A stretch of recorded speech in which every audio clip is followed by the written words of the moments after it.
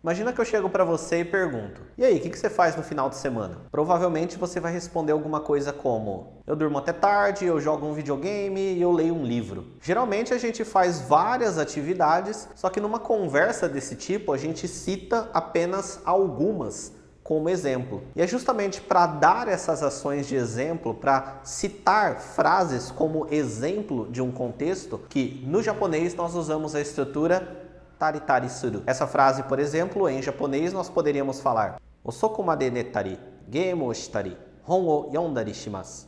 Durmo até tarde, jogo videogame, leio um livro, entre outras coisas.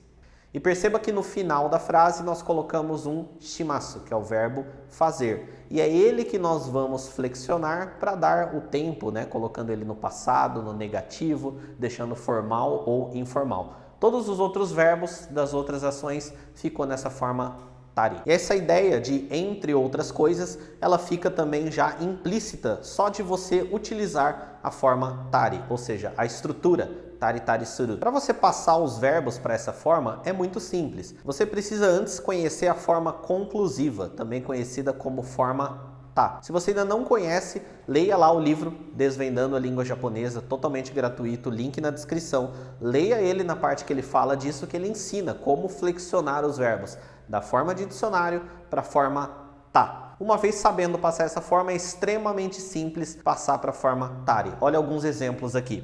Eu tenho o verbo hanasu, que significa falar. Eu passo ele para a forma conclusiva, hanashita, e coloco o ri no final, hanashitari.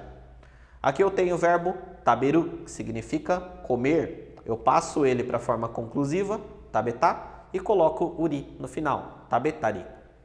Aqui eu tenho o verbo suru, que significa fazer. Esse é um dos únicos verbos irregulares do japonês, então ele muda para shita.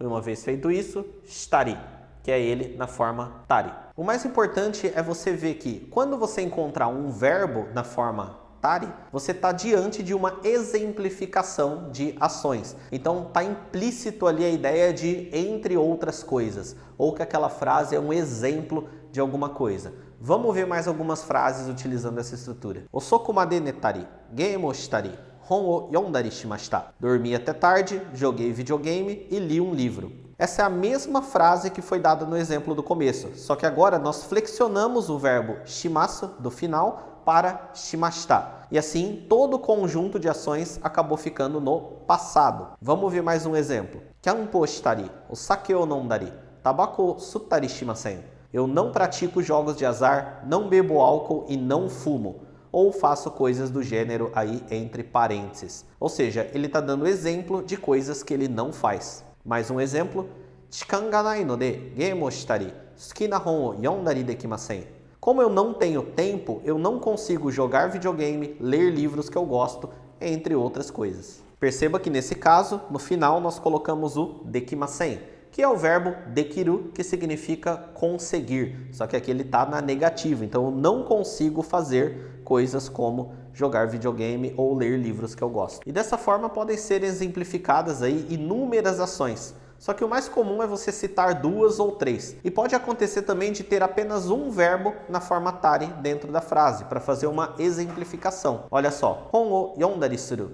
Eu leio um livro, entre outras coisas. Nessa frase está implícito que é feita outras coisas também e que aquela lá é apenas um exemplo. E esse é o vídeo de hoje, uma explicação rápida aí sobre a estrutura tari tari suru. Várias das dúvidas que são postadas aqui no canal são a respeito de uma frase que contém essa estrutura. Por isso eu acho que esse vídeo vai ajudar muita gente aí no entendimento do japonês. Se inscreve no canal se você ainda não é inscrito. É muito importante que você se inscreva, porque isso incentiva a gente a produzir mais aulas de japonês, mais vídeos de dicas aqui para todo mundo. Deixa um comentário dizendo o que você achou, se você tem alguma dúvida, se tem algum tema que você gostaria que fosse falado num vídeo, deixa a sua sugestão nos comentários também. Então é isso aí, eu vejo você no próximo vídeo. Tchau!